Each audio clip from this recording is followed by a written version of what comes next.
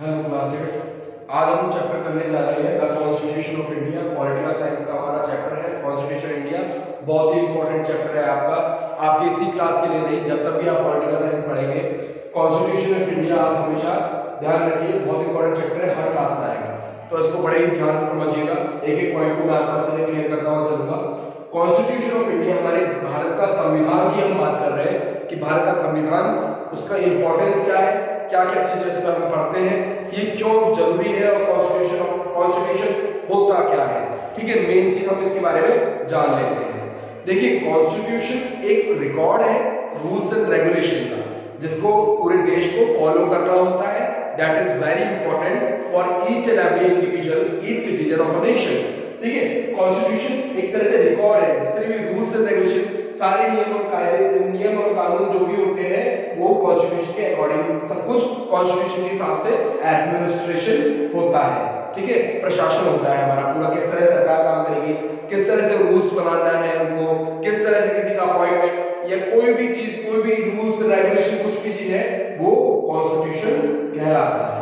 देखिए, आपको थोड़ा हिस्ट्री का थोड़ा पॉइंट बता देता हूँ, आखिर ये कॉन्स्टिट्यूशन कहां से आया, ये कैसे किया गया और ये क्या सब चीजें, इसके बारे में हम अच्छे से समझ लेते हैं। अगर आपको इसका पास्ट अच्छे से पता चल जाएगा तो आप कॉन्स्टिट्यूशन चैप्टर इजीली समझ पाएंगे। ठीक है, India got freedom from Britishers in 1947। India जो था उसने ब्रिटिशर्स से उसको आजादी कब मिली, 1947 में। याद रखने वाला पॉइंट है ये, अच्छे से समझिएगा। 1947 में ब्रिटिशर्स होते, देखिए ब्रिटिशर्स ने हमारे देश को गुलाम बना रखा था। ठीक है, अब ब्रिटिशर्स हमारे देश के लोगों पे क्या करते थे, सारे रूल्स एंड रेगुलेशन ऑर्डर थोपने की या डालने की कोशिश किया करते थे। लेकिन 1947 के बाद जब हमें आजादी मिल गई तो हमने उस दिन को किस हिसाब से, क्या चीज के नाम से सेलिब्रेट करने लग गए, इंडिपेंडेंस डे। ठीक है, 15 अगस्त। अब इसमें आफ्टर फॉर्मेशन ऑफ, अब दूसरी चीज यहाँ पे कॉन्स्टिट्यूशन का क्या रोल है। देखिए, मान लीजिए आप, मैं क्लास ले रहा हूं, जैसे आप क्लास लेते हैं, कहीं ना कहीं क्लास लेते हैं, तो मॉनिटर बनाना बहुत जरूरी होता है, या टीचर जो होती है वो रूल्स बनाती है, जैसे हर बच्चा क्लास का अच्छे से चीज डिसिप्लिन फॉलो कर सके, डिसिप्लिन में रह सके। वैसे ही देश के हर एक इंसान को रूल्स में रखने के लिए कॉन्स्टिट्यूशन फॉर्म किया जाता है। अगर कॉन्स्टिट्यूशन ना हो तो हर एक नागरिक, हर एक सिटीजन अपने देश का अपनी मर्जी से काम करने लगेगा, और इससे क्या होगा, हमारे देश के अंदर डिस्प्यूट्स आ जाएंगे, क्लैश, कॉन्फ्लिक्ट्स आ जाएंगे। देखिए, आपको एक चीज बता रहा हूं, डेमोक्रेसी क्या चीज होती है। Democracy means the power are all under the people. लोगों के पास सारी पावर होती है, वो डेमोक्रेसी कहलाती है। इससे पहले मोनार्की होती थी, जहां पर रूलर्स जो होते थे, राजा जो होते थे या उसके फैमिली के मेंबर, वो रूल किया करते थे। और डिक्टेटरशिप क्या होता है, डिक्टेटरशिप में किसी पर्टिकुलर एक इंसान जो था उसके पास सारी पावर हुआ करती थी और उसका वो गलत यूज करता था। ठीक है, लेकिन डेमोक्रेसी में क्या है, कॉन्स्टिट्यूशन है। अब कॉन्स्टिट्यूशन क्या करता है, हर एक इंसान को, जो भी इस देश का जो भी इस कंट्री का सिटीजन है, उसको हर एक को इक्वल राइट्स देता है, अधिकार देता है। तो इंडिया आजाद कब हुआ था, 1947 में। उस दिन को हम इंडिपेंडेंस डे के नाम से जानते हैं, 15 अगस्त को। अब बात करते हैं after formation of constitution. Constitution कब बना, 1950 में बनके कॉन्स्टिट्यूशन हमारा तैयार हो गया। देखिए, जैसे मैं क्लास में आपको पढ़ा रहा हूं, तो मैं क्या कुछ रूल्स बनाऊंगा, आप उस हिसाब से रूल्स फॉलो करोगे, तो ये क्लास क्या होगी, डिसिप्लिन में रहेगी। वैसे ही देश को, हर पर्सन को डिसिप्लिन में रखने के लिए कॉन्स्टिट्यूशन बनना बहुत ही इंपॉर्टेंट होता है। तो 1950 में कॉन्स्टिट्यूशन बनके तैयार हो गया था, तो उस दिन को हम रिपब्लिक डे के नाम से जानते हैं, 26 जनवरी। ठीक है, तो एक चीज आप जानने के लिए आप नोट डाउन कर लीजिएगा, अच्छे से समझिए। एक एक पॉइंट जो है हमारा बहुत ज्यादा इंपॉर्टेंट पॉइंट है। ठीक है, ये चैप्टर आपका पॉलिटिकल साइंस का कह सकते हैं रूट है। अगर आपने पॉलिटिकल साइंस में कॉन्स्टिट्यूशन समझ लिया, समझ लीजिए पॉलिटिकल साइंस आपके लिए it's just a game for you. ठीक है, तो अब इसमें after formation of constitution, Republic day के हिसाब से, अब कॉन्स्टिट्यूशन को बनने में कितना टाइम लगा, how much time it will take to form a constitution. It will take 2 years 11 months 18 days। अच्छे से नोट डाउन कर लेना, ये बहुत इंपॉर्टेंट है। It will take 2 years 11 months 18 days, 2 साल 11 महीने 18 दिन लगे संविधान को बनने में। ठीक है। 1950 में कॉन्स्टिट्यूशन बनके पूरी तरह से तैयार हो गया, मतलब अब हमारे पास रूल्स एंड रेगुलेशन सब कुछ थे, हमें बस कॉन्स्टिट्यूशन के हिसाब से चलना था। मान लीजिए अच्छा एक चीज और है, कॉन्स्टिट्यूशन को बनाने में सबसे इंपॉर्टेंट रोल प्ले किसका था? Who was the father of constitution? Constitution में किसको, कॉन्स्टिट्यूशन का फादर किसको कहा जाता है? एक पॉइंट हमेशा याद रखिए, doctor Bhimrao Ambedkar was is a father of constitution. Bhimrao Ambedkar जो थे वो कॉन्स्टिट्यूशन के फादर कहे जाते हैं, ठीक है। तो ये सब चीजें हम अब पॉइंट बुक के हिसाब से देख लेते हैं। When it will become certain in India would soon have the independent sovereignty nation, our leaders decided the free India। हम आजाद होने के बाद 1947 में आजाद होने के बाद हमारे जो पॉलिटिकल लीडर्स थे उन्होंने सोचा कि हम देश को कैसे चलाएं, कैसे हमें देश को चलाना चाहिए, जैसे अच्छी पॉलिसीज बन सके और हमारा देश डेवलप कर सके, ठीक है। तो उसके लिए उन्होंने डिसाइड किया कि आखिरकार हमें कॉन्स्टिट्यूशन बनाना चाहिए। और हमारा कॉन्स्टिट्यूशन देखिए, बहुत इंटरेस्टिंग बातें आपको बताऊंगा जो कि इस पॉइंट से आपको क्लियर हो जाएंगी पूरी। अब व्हाट इज कॉन्स्टिट्यूशन? अभी हमने बात की कॉन्स्टिट्यूशन क्या होता है? It is a record of all the rules and regulation that can follow by each and every citizen of a nation. तो इसमें बुक में देखा, the constitution is the body of principles of ideology stands according to which the nation और organisation is governed. और constitution एक तरह के principles, नियम है, एक तरह से प्रिंसिपल्स है जिसमें जितनी भी आइडियाज होते हैं, अलग अलग आइडियाज को साथ में लेके एक प्रिंसिपल्स बनाए गए हैं और इन प्रिंसिपल्स को government as well as people सभी को फॉलो करना पड़ता है। That is the constitution. The constitution is the written law of the land. हमारे देश का जो कॉन्स्टिट्यूशन है, our country's constitution is a written form of the constitution that is the lengthiest constitution of the world, that is both rigid and flexible also. अब देखिए, इसमें जानने की वाली बात यह है कि क्या क्या इंपॉर्टेंस है, क्यों कॉन्स्टिट्यूशन बनाया गया, ये सभी चीजें हम देखते हैं। इससे पहले it also define the relationship between the various organs of the government themselves as also with the citizens. ये हमें एक तरह डिसिप्लिन में, जैसा कि मैंने आपको भी बताया था कि जैसे बच्चों को डिसिप्लिन में रखने के लिए हमें रूल्स एंड रेगुलेशन बनाने पड़ते हैं, उसी तरह से देश के लोगों को डिसिप्लिन में रखने के लिए कॉन्स्टिट्यूशन बनाना बहुत ज्यादा इंपॉर्टेंट है, इसलिए कॉन्स्टिट्यूशन बनाया गया। नहीं तो जैसे एनिमल्स होते हैं ना, एनिमल्स में कोई डिसिप्लिन नहीं होता, वैसे ही हमारे देश के लोग क्या करते हैं, टेरर फैलाते हैं, हर जगह हर चीजें होती। तो कॉन्स्टिट्यूशन इसलिए बनाया गया जैसे कि ऐसे कॉन्फ्लिक्ट्स हमारे देश में ना जनरेट हो सके। तो इसमें constitution its significance, constitution significance का मतलब होता है इंपॉर्टेंस। कॉन्स्टिट्यूशन का इंपॉर्टेंस क्यों जरूरी है, देखो कुछ पॉइंट तो मैंने आपको बता दिए, बुक के पॉइंट से भी हम जान लेते हैं।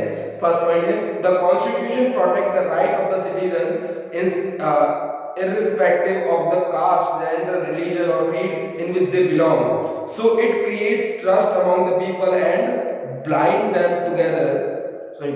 together in one harmonious whole. Constitution जो है वो सिटीजन्स को राइट्स देने का काम करता है। राइट्स मतलब अधिकार, लोगों को अधिकार देने का काम करता है कॉन्स्टिट्यूशन कभी भी डिस्क्रिमिनेट नहीं करता, चाहे वो किसी भी कास्ट का हो, किसी भी रिलीजन का हो, किसी भी रेस का हो, जेंडर मेल हो, फीमेल हो, चाइल्ड हो, ओल्ड हो, हर एक कॉन्स्टिट्यूशन के लिए इक्वल है। कभी भी कानून, कभी भी संविधान किसी में भी भेद नहीं करता। हर एक, जैसे एक माँ के लिए हर बच्चा एक सा होता है, वैसे संविधान के लिए हर एक सिटीजन एक जैसा होता है। संविधान में हर एक इंसान इक्वल है, कोई भी ना छोटा ना कोई बड़ा, सभी बराबर होते हैं कॉन्स्टिट्यूशन में। ये किसी भी चीज के साथ भेद नहीं करता, किसी भी साथ डिस्क्रिमिनेट नहीं करता, चाहे कोई गरीब हो, चाहे वो अमीर हो, चाहे वो काला हो, चाहे वो गोरा हो, चाहे वो बूढ़ा हो, चाहे वो जवान हो, ठीक है। हर एक के साथ कॉन्स्टिट्यूशन कोई इंसान नहीं है, कॉन्स्टिट्यूशन एक तरह से प्रिंसिपल्स, नियम है, कई सारे लोगों के नियम है जो कि बनाए गए हैं, जैसे आगे जाके कोई और देश हम पे आक्रमण ना कर दे और हमें वापस गुलाम ना बना दे, जैसे हम खुद अपने रूल्स एंड रेगुलेशन बना सके। Second point, it limits the power of the three organs of the government, legislature, executive, judiciary. It does restrict the abuse of the power and those। सबसे पहले तो देखिए, ये पावर्स डालने से पहले ये हमारी जैसे लिमिट्स होती है, अगर किसी को ज्यादा पावर दे दी जाए तो उस पावर का वो मिसयूज करना शुरू कर देता है। इसलिए कॉन्स्टिट्यूशन पावर को इक्वली डिस्ट्रीब्यूट करता है और किसी को भी ज्यादा पावर नहीं देता जैसे कि वो उस चीज का मिसयूज कर सके। हमारे 3 ऑर्गन्स होते हैं गवर्नमेंट के, लेजिस्लेचर, एग्जीक्यूटिव, जुडिशरी। लेजिस्लेचर का काम होता है नियम बनाना, ठीक है, जो देश के अंदर लॉज मेकिंग, कानून को बनाने का काम लेजिस्लेचर करता है। एग्जीक्यूटिव का काम होता है कानून को पास करना, मतलब passing the laws to the nation, laws को पास करने का काम करता है। And the judiciary work is to solve the conflicts between the government and the people, मतलब कोई भी परेशानी होती है उस समस्याओं को सॉल्व करने का काम जुडिशरी करता है। ये तीनों ही आपस में सेपरेट पावर्स होती हैं, कोई भी किसी पावर में इंटररिलेट नहीं करता या उनमें कोई भी एक तरह से बीच में इंटरफेयर नहीं करता है। सभी को जुडिशरी एक तरह से इंडिपेंडेंट है। जुडिशरी में कोई भी ना तो लेजिस्लेचर जुडिशरी के साथ इंटरफेयर कर सकता, ना ही एग्जीक्यूटिव। मतलब आप खुद ही समझ के देखिए, अगर कोई किसी को न्याय दे रहा है, कोई जज कर रहा है, तो जज हमेशा जब किया जा सकता है जब उसके ऊपर कोई प्रेशर ना हो, ठीक है। तो हर एक कॉन्स्टिट्यूशन क्या करता है, हर एक को इक्वल पावर डिस्ट्रीब्यूट करता है, जैसे किसी के साथ डिस्क्रिमिनेशन ना हो सके, हर एक को इक्वल समझा जा सके, हर एक सभी इक्वल हो। जैसे कि हमने फर्स्ट पॉइंट में पढ़ा था, nobody is up and nobody is high and low, all the people are equal according to the viewpoint of the constitution, either any caste, creed, gender and religion। तो इसमें देखिए अगला पॉइंट दे रखा है, it lays down the produce of formation of the government and defines the distribution of power. देखिए अभी मैंने बताया आपको पावर को डिस्ट्रीब्यूट करने का काम होता है। जैसे मान लीजिए हम क्लास में बैठे हैं, हर बच्चे को मैं थोड़ी थोड़ी पावर दूंगा, जैसे आप बेटा आप ये काम करके देना मुझे, ठीक है, या वो काम करके देना। इससे क्या होगा कि पावर डिस्ट्रीब्यूट होगी, कोई भी उस पावर का मिसयूज नहीं करेगा, क्योंकि वो पावर मैंने इक्वली डिस्ट्रीब्यूट की है। किसी के साथ भी मैंने डिस्क्रिमिनेशन नहीं किया, हर एक को बराबर पावर बांटी है, ऐसे किसी के साथ भेदभाव ना हो सके, ठीक है। अब अगला क्या पॉइंट है इसमें, it makes special provisions on the protect the inherents of the minority communities and the country. It also ensures that no dominant groups use the power to suppress other less privileged groups। ये एक चीज और ध्यान रखता है, संविधान में एक चीज और ध्यान रखी जाती है कि कोई भी मेजॉरिटी पावर जो है वो किसी माइनॉरिटी पावर के साथ कभी भी एक्सप्लॉयटेशन ना करे, उसका शोषण ना करे, इसलिए पावर को डिस्ट्रीब्यूट किया। अब देखिए आपने देखा होगा कि मेजॉरिटी पार्टी, 2/3 मेजॉरिटी जो सरकार गवर्नमेंट में जो जीत जाती है वो गवर्नमेंट चलाती है, लेकिन उसके अलावा भी ऑपोजिशन पार्टी भी होती है, जो उसके विपरीत जो पार्टी होती है, उसका मेन काम होता है कि उनके बीच में मतलब उनके ये देखना कि कहीं वो सही ढंग से काम कर रहे हैं नहीं कर रहे, या उनकी क्रिटिसाइज करना, जैसे क्रिटिसाइज से वो और सुधार ला सके अपने में। तो हर एक का एक इंपॉर्टेंट रोल होता है, किसी को बिल्कुल ज्यादा पावर भी नहीं दी जाती, जैसे उसका पावर का मिसयूज वो करे। तो ये सभी चीजें हैं। It guaranteed certain fundamental rights to the citizen which protect them from the abuse or misuse of power of the government. It also defined the duties of the citizen। देखो एक चीज बहुत ही कॉमन सी चीज है कि कॉन्स्टिट्यूशन हर एक citizen को उनके राइट्स प्रोवाइड करता है। राइट्स मतलब अधिकार प्रोवाइड करता है, और इसी के साथ साथ ड्यूटीज भी होती हैं सिटीजन्स की, जो उसको फॉलो करनी पड़ती है। एक ये आप नोट डाउन भी कर सकते हैं, राइट नोट डाउन आप कर लीजिएगा। There are 6 fundamental rights in our constitution and 11 fundamental duties of constitution। हमारे 6 फंडामेंटल राइट्स हैं कॉन्स्टिट्यूशन के अंदर और 11 फंडामेंटल ड्यूटीज हैं। 6 फंडामेंटल राइट्स कौन कौन से हैं? Right to equality, right to freedom, right to choose their religion and culture, right against exploitation, right to constitution remedies, right to education. ठीक है, ये एक राइट टू प्रॉपर्टी भी एक राइट हुआ करता था, लेकिन वो राइट टू प्रॉपर्टी हटा दिया गया है। तो पहले 7 राइट्स हुआ करते थे पहले, लेकिन अब सिर्फ 6 राइट्स रह गए हैं, जो मैंने आपको बता दिए। आप अच्छे से नोट डाउन कर लीजिएगा, वापस से मैं आपको बता देता हूं, नोट डाउन कर लीजिएगा। Right to equality, second right to freedom, right to choose their religion and culture, right against exploitation, right to education and right against constitutional remedies. ठीक है, ये सभी हमारे राइट्स है। 11 ड्यूटीज भी होते हैं कि हमें हमारे फ्लैग का रेस्पेक्ट करनी चाहिए, हमें हमारी हेरिटेज की रेस्पेक्ट, मतलब कई सारी ड्यूटीज है। अब देखिए क्लास में मैं आप मान लीजिए बच्चे जब होते हैं तो क्लास में मैं कुछ राइट्स देता हूँ, किसी को मॉनिटर बना देता हूँ, तो ठीक है उसके साथ साथ उसको जब राइट्स मिलते हैं तो उसको कुछ ड्यूटीज भी फॉलो करनी पड़ती है। जब वो ड्यूटीज फॉलो कर पाता है तभी वो उस राइट्स को एंजॉय कर पाता है, ठीक है। It defined national goals which form the basic foundations of which present and future of the country rest upon. It is regarded as a constitution emphasized upon the democracy, socialism, secularism, and हमारा देश जो है वो democratic country है, secular country है। Secular का मतलब होता है हमारे देश में किसी भी धर्म को छोटा या बड़ा नहीं समझा जाता, सारे रिलीजन इक्वल होते हैं, कोई भी रिलीजन ना तो बड़ा है ना कोई रिलीजन छोटा है, सभी एक तरह से इक्वल ट्रीटमेंट मिलता है, ठीक है। मुस्लिम है तो मुस्लिम के साथ भेदभाव नहीं होता, हिंदू के साथ नहीं होता, किसी के साथ भी नहीं होता, ठीक है, because our country is a secular country, ठीक है, हमारी कंट्री क्या है, सेक्युलर कंट्री है।